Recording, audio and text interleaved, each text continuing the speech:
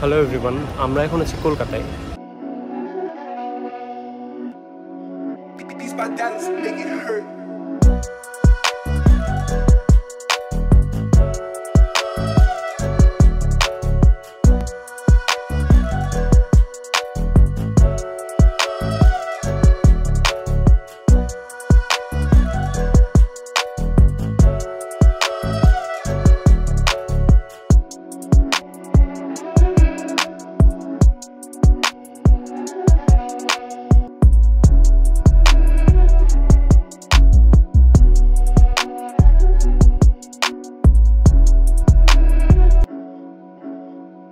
কলকাতাতে আমাদের আজকে তৃতীয় দিন।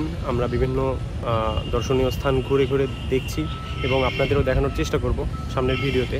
আমরা কালকে হচ্ছে কাশ্মীরের দিকে যাচ্ছি। সো আমাদের সব ভিডিও দেখতে আপনারা আমাদের সাথেই থাকুন। আজকে আমরা আসছি ভিক্টোরিয়া মেমোরিয়ালে, কিন্তু আনফর্চুনেটলি আজকে ভিক্টোরিয়ার মেমোরিয়ালের ভিতরেও এন্ট্রি করা যাবে না, কিন্তু বাগানের ভিতরটা সম্পূর্ণ ঘুরে দেখা যাবে এবং আমি আপনাদেরকে বাগানের ভিতরটা সম্পূর্ণ ঘুরে দেখানোর চেষ্টা করব।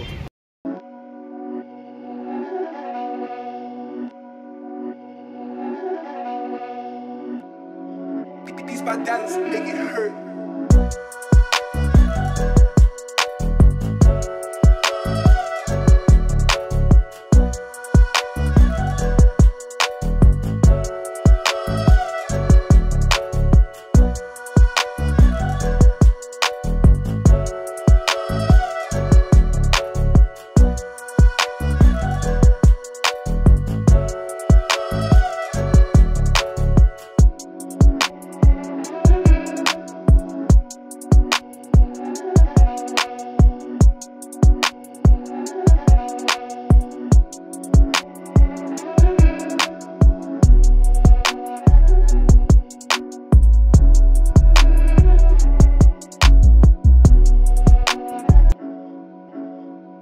এই সম্পূর্ণ ভিক্টোরিয়া মেমোরিয়ালটা হচ্ছে মার্বেল পাথরের তৈরি এবং যেহেতু আজকে সোমবার আমরা ভিতরে প্রবেশ করতে পারিনি।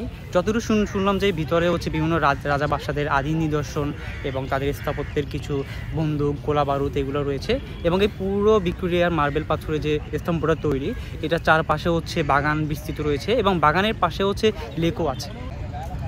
ভিক্টোরিয়া মেমোরিয়াল প্রধানত তৈরি হয়েছিল রানী ভিক্টোরিয়ার স্মরণে, তার স্মৃতিসৌধ হিসেবে 1921 সালের দিকে। ভিক্টোরিয়া মেমোরিয়ালের সৌন্দর্য এবং এই পুরো স্থাপত্যটির সৌন্দর্য বিভিন্ন কবি এবং লেখক তাদের লেখকিতে ফুটিয়ে তোলার বিভিন্ন সময়ে বিভিন্ন প্রচেষ্টা করেছেন এবং ভীষণ সুন্দরভাবে তুলে ধরার চেষ্টা করা হয়েছিল। আজকে এসে বুঝলাম যে এটা আসলেই কত সুন্দর। আপনারা যারা সিঙ্গেল আছেন তাদের জন্য একটা ইনফরমেশন আমি দিয়ে রাখতে চাই।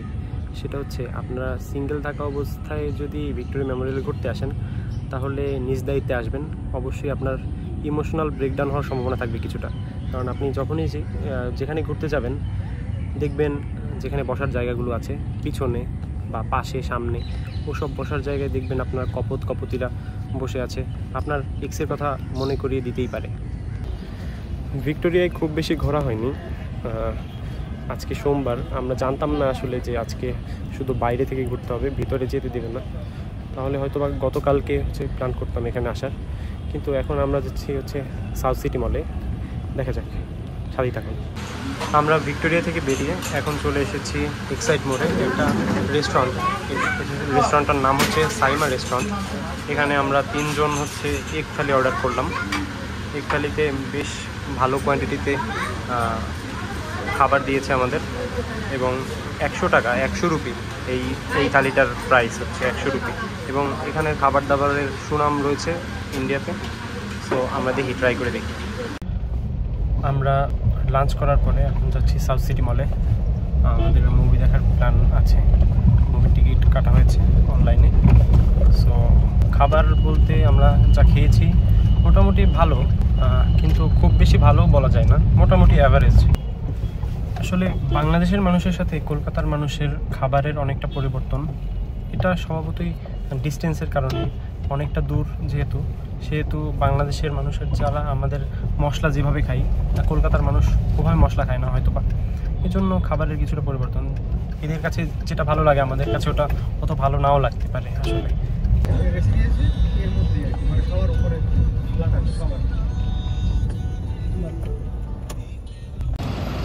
আমরা চলে এসেছি সাউথ সিটি মলে। এখন দেখা যাক, সিনেমা দেখব, দেখা যাক, ভিতরে যাই চলেন।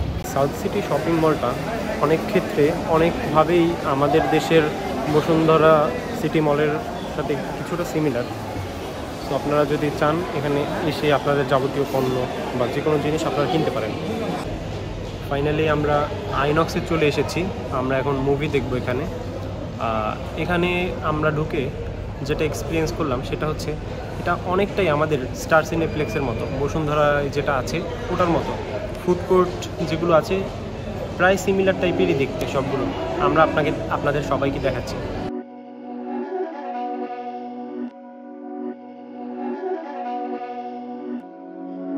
These bad dance make it hurt.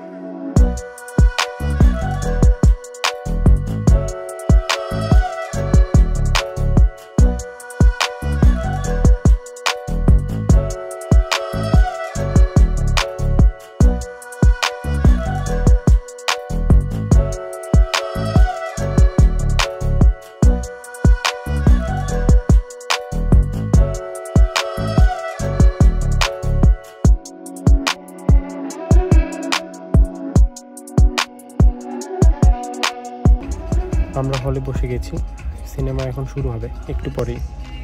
কিন্তু সবই ঠিক ছিল, কিন্তু এটা কি ভাই, এই কালারে 3D গ্লাস কে দেয় আমাকে বলুন, আপনারা কমেন্টে জানান এটা আসলে কেমন।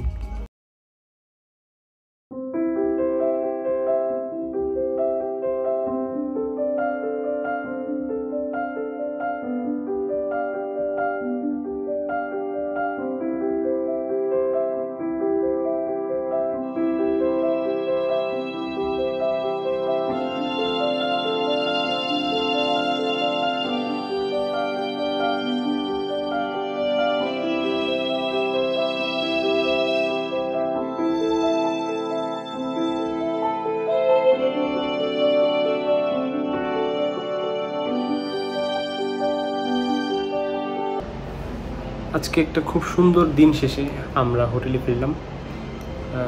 প্রায় রাত্র 11টার দিকে আমরা ফিরেছি।